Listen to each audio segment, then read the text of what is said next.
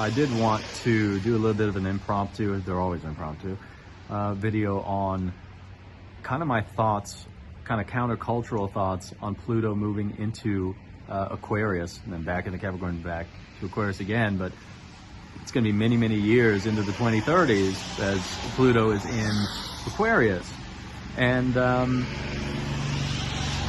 this idea that we are entering this age of enlightenment and an age of like this massive awakening and sort of this positive kumbaya state, it's not really true. That doesn't really bear out the reality.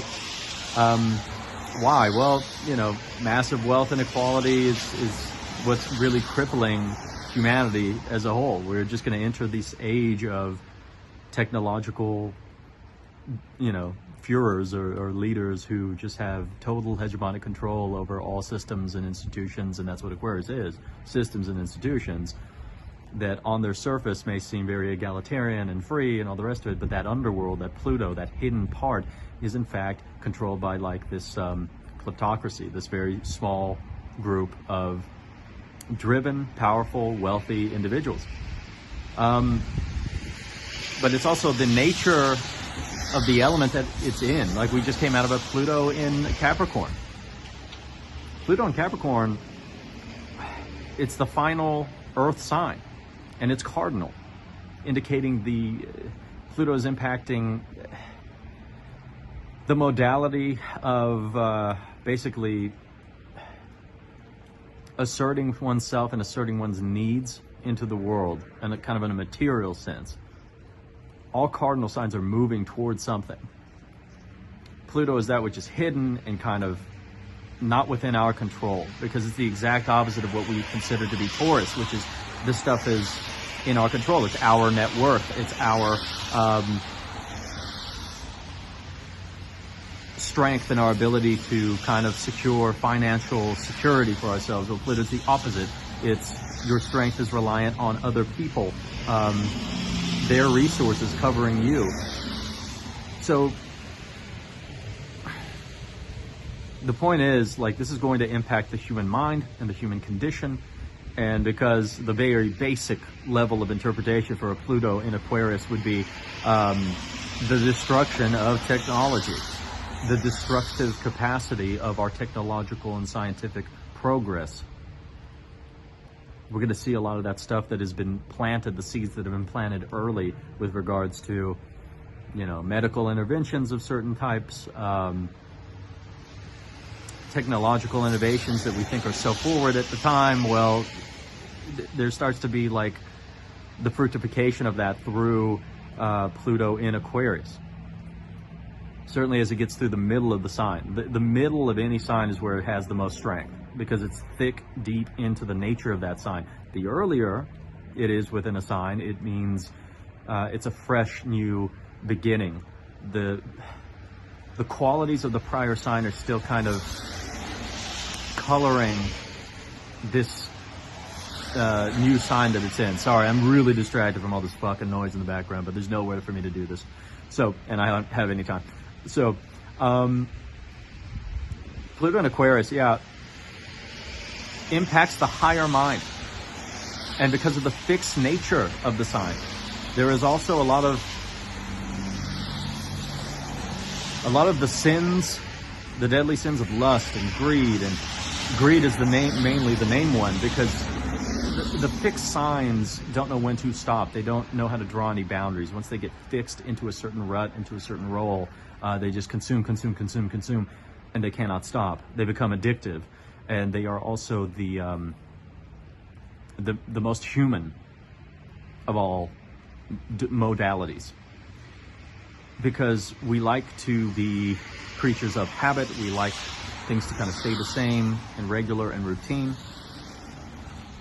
We don't love change, etc. Well, the fixed signs are really about that, but they are the karmas that are just fixed. You can't break them. It takes enormous energy for you to transition out and break them. Whereas the cardinal signs, you know, where we just got out of, they're more mobile. There's more like, where can I move to, and what actions can I take, and what can I initiate in order to get my needs met.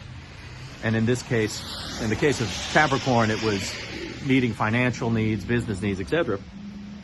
In the case of, Cancer, it's more about like emotional belonging and things of that nature, and the intuitive and the internal, not so much material things. Certainly a lot of millennials who were born, by the way, with Pluto in Scorpio, that's going to be squared to Pluto in Aquarius.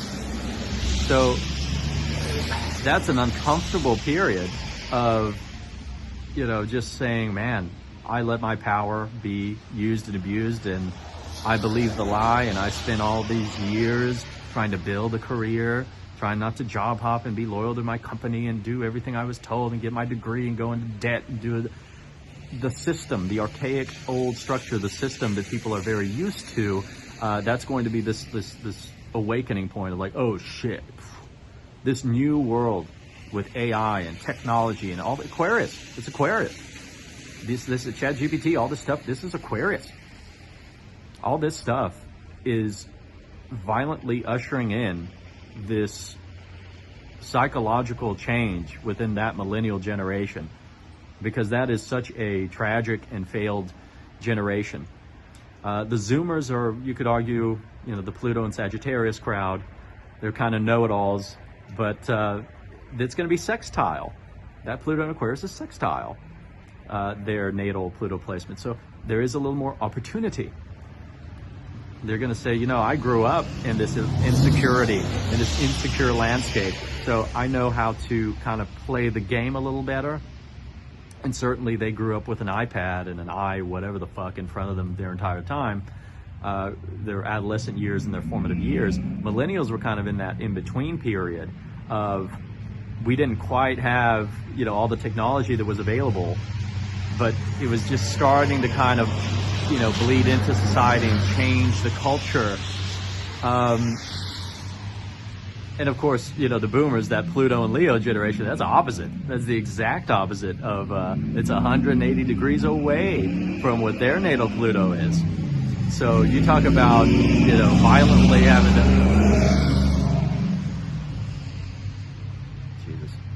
violently having to come to terms with, just a total breakdown of their kingdom and their power.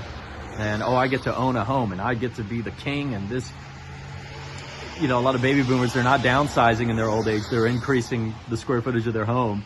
This Pluto and Aquarius is just going to shatter their reality. It's going to be just such a massive wake-up call. And it's really this, because the opposition is always like, whoa, something came into my purview and now I got to wake up. This stuff that has been bottled down, Pluto buried deep beneath. I've got to wake up to that. And really, us millennials with our Plutos in Scorpio, that type of square, which is similar to like a waxing moon, right? It's Aquarius is 4 signs counting from Scorpio. So it indicates through the journey from the beginnings of Scorpio, where Pluto feels very at home, this is where there's a decision, there's a crisis. A decision has to be made. We have got to adjust. We've got to adjust, and it's not going to be comfortable because it's a fixed sign. It's not used to changing its ways. The fixed nature of a sign does not want to adjust and change. Pluto, that Generation Z, they're going to do a lot better in the coming years. They just are, because their Pluto is mutable. It's changeable. It's like, it's going to be able to adapt a little better. But they really got to calm down on like extreme ideology, extremist belief systems, and I know the truth and I know better than everyone else and my truth is the only way, and if you disagree with me, I'm going to ruin your life. Chill. Like Gen Z out there, fucking chill. This is a Pluto in Sagittarius. And, regardless of their personal faults, they are going to find a lot more opportunity in this new, chaotic, highly digitized world. I think Pluto and Aquarius, full stop. I don't think we're going to have paper money anymore. I don't think we're going to have dollars and bills and, we reach into our wallet, we grab cash and we pay like that. No. It's going to be digitized. How do you think the national government is going to get rid of their debt? They can't pay off the debt. They are going to digitize it and then they're going to wipe it. It's just going to be numbers on a screen. Brilliant, but also sadistic and evil because they can control your life. You can look at your bank account and be like, yeah, we decided to wipe your bank. We didn't like what you said online. Yeah, we found it problematic, so we're going to have to wipe all of your funds. Or, hey, here's another, 10,000 for being a good boy. Here you go. It's just all digital. So with that comes a loss of power. And remember, Pluto is all about power. And Leo is about the kingdom, ourselves, like our lives. It's ruled by the sun. It's what makes us special. It makes us individuals and gives us power is the ability to choose. It's the ability to have a choice in life and to say, I'm not going to do this, I'm going to do that. Yeah, I can leave the job. If the job's not working out, I'll leave and get another. Power is so much living in accordance with your inner truth. The sun illuminates and shines and it dispels darkness. And Pluto in Aquarius, man, it's cold. It is so icy cold. Pluto is a very cold planet. I think it's a planet. It has moons, for God's sakes. Pluto's a planet. I understand Neil deGrasse Tyson disagrees, but to me, that is a planet. It has its own gravitational orbit. It has, it's a very, very cold sign. It means the heart, Leo, the heart, compassion, feeling alive, feeling like you're following your true inspirations. Get in line, shut up, take your wage. That's the nastiness of it. Now the power in this is that you will have more opportunities, of course, to be kind of a 1099, make your own money, make your own way, make your own life, and move through life how you see fit. Because Pluto gives power to the technological innovations and progress. It also gives more opportunities for you to join up in groups, social groups, with other people of a like mind. But we also have to keep in mind Pluto is extremes again, so extremist groups, extremist ideologies, extreme political organizations, extreme cultural shifts. That's what Pluto in Aquarius is about. That's what we're going to see. What was going on with Pluto in Scorpio. During the 90s and 80s. I mean, it went into Scorpio in November 1983 and it stayed there till late 90s.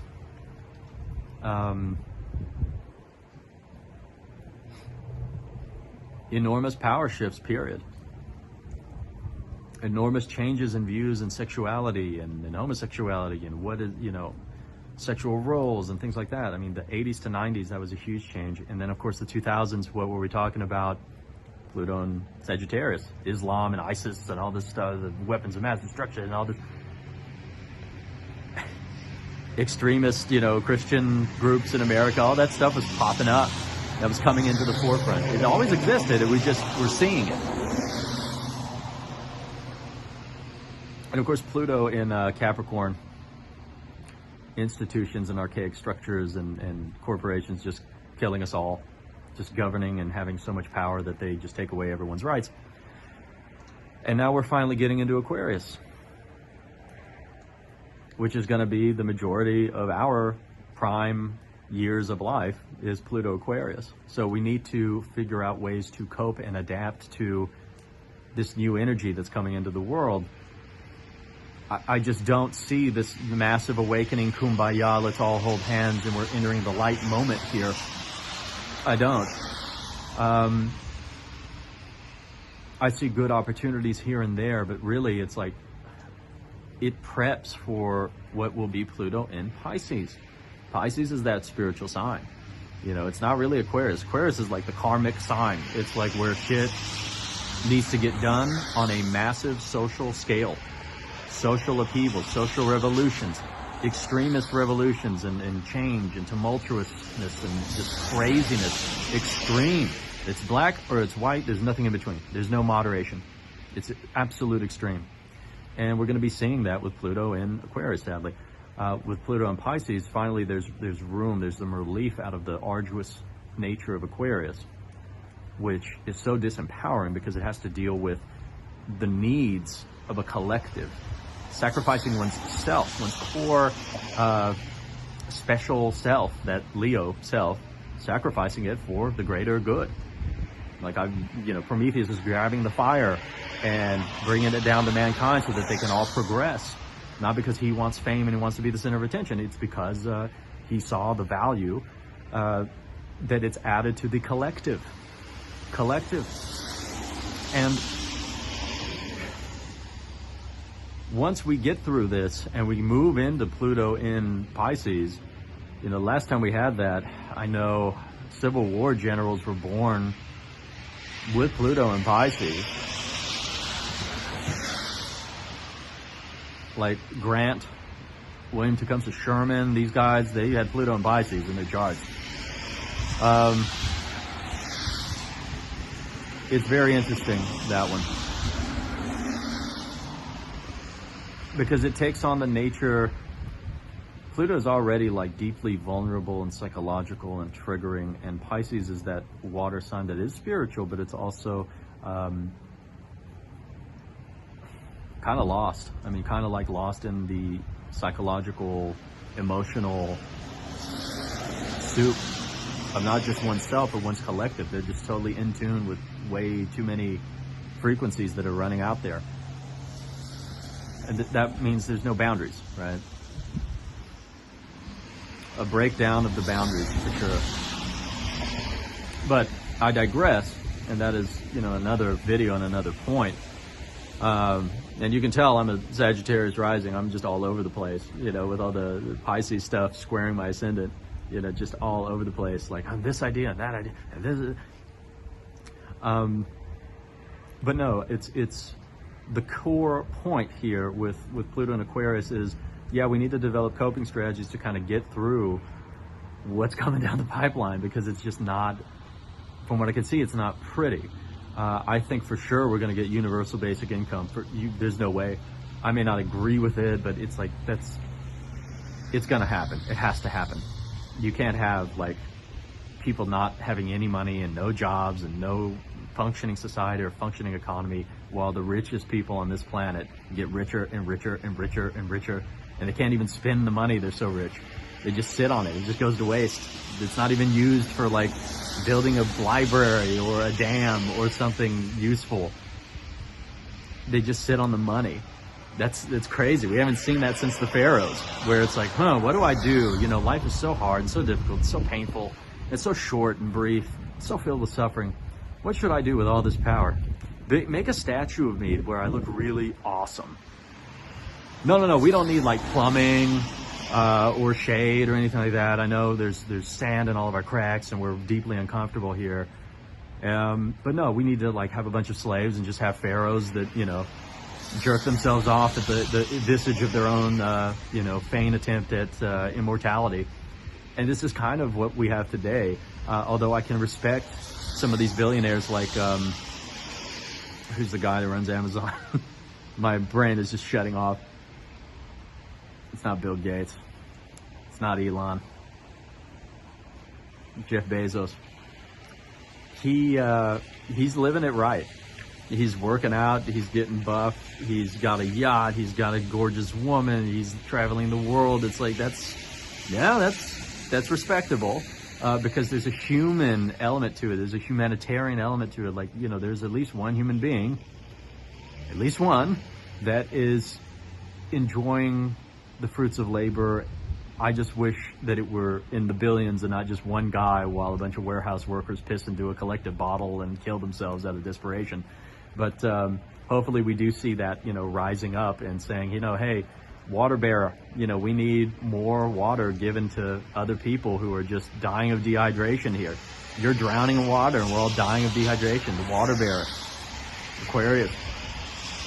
So humanitarian, socialist type of regimes, that's going to come out with Pluto and Aquarius. We're headed that way. We have to head that way. We can't have we can't have billions of human beings just die from preventable causes just to satiate the greed of a handful of people. What? But nonetheless, like, Pluto and Aquarius is also going to illuminate the deadly sins. You know, look at Taurus. Greed, material greed. It's just, I need more, I need to eat more, I need sensual, more. Scorpio, sexual addiction and greed. Leo, vanity. Absolute vanity. Aquarius,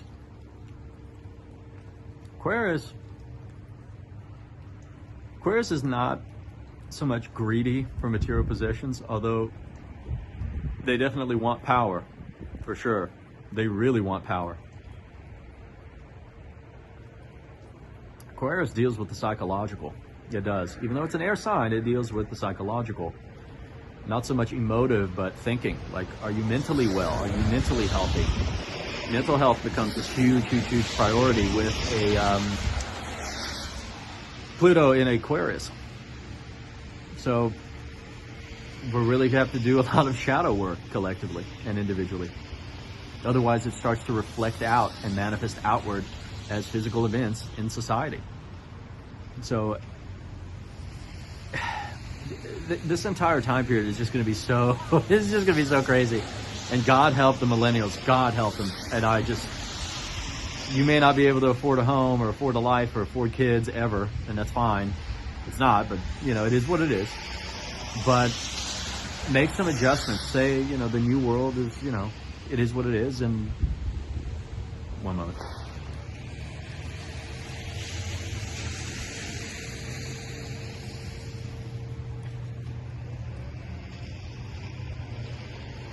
Okay.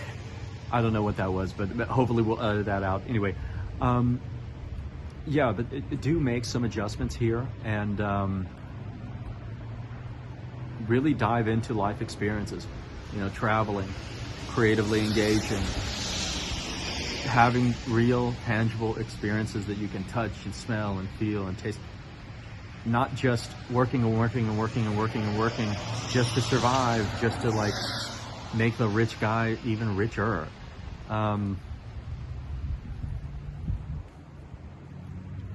Oh, I meant to say this. Pluto Aquarius, death of friendships, death of the collective humanitarian connection. Death of feeling special, death of being this unique individual and instead being a cog in a larger machine. You've driven enough today, you're going to have to stay home. We're going to turn off your car because of the climate. I think you've eaten enough meat today. We're going to stop serving it because of,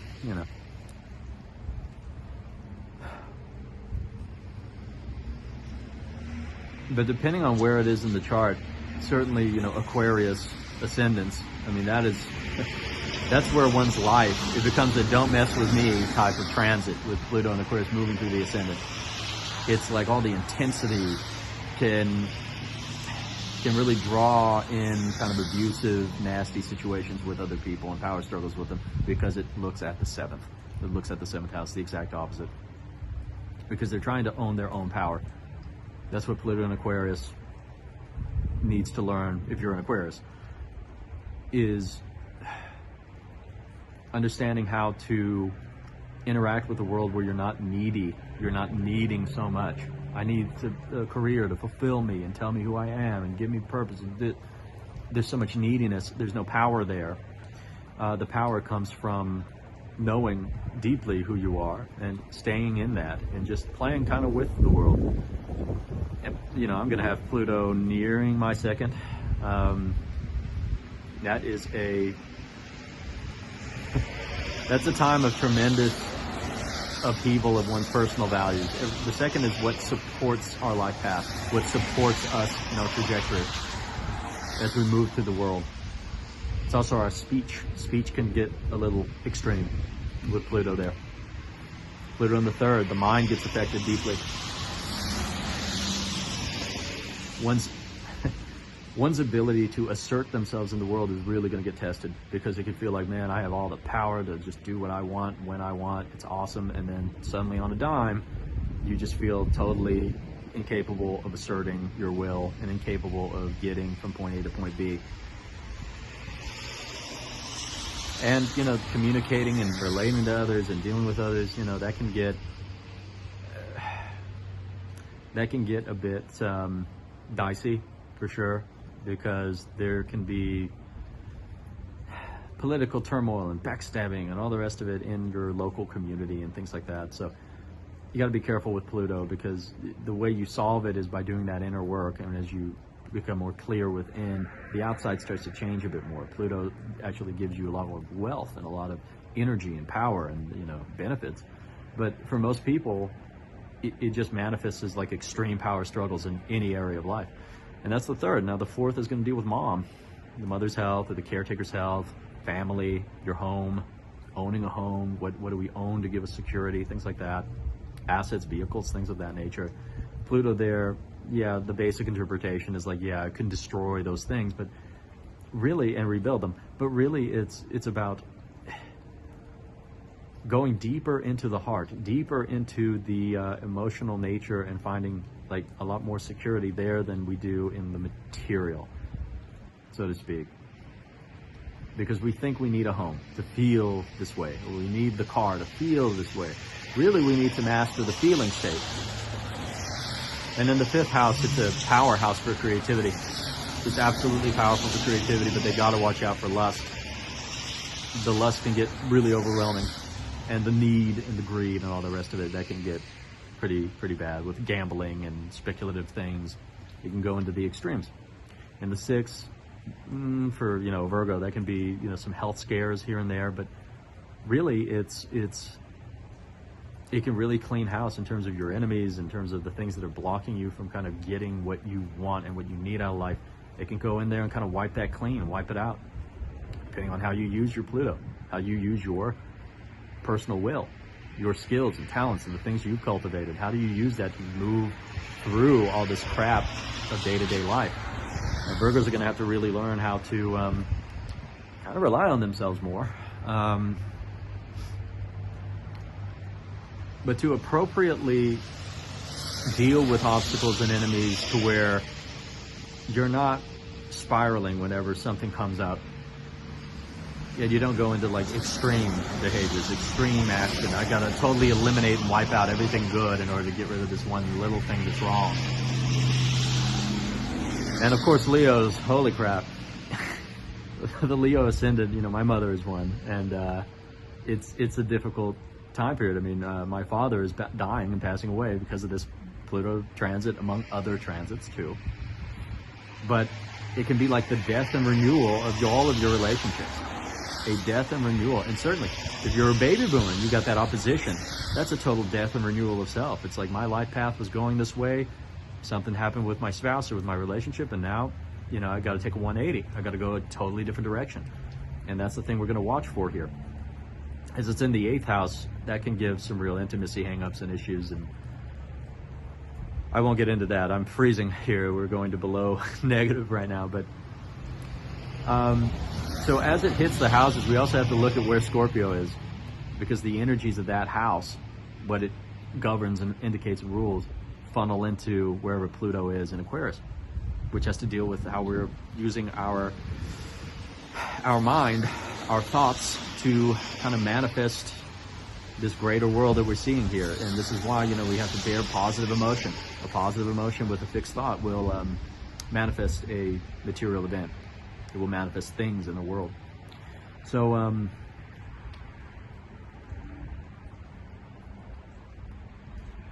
oh, and goodness, and Taurus, of course, with this Pluto and Aquarius, we can see for sure massive changes to their occupation and what they're doing, because they have their path and dealing with probably food service and beverages and the things of the material. That's really the kind of career that Taurus gets involved in, is cosmetics and beauty products and much things that are not the digital Aquarian techno age.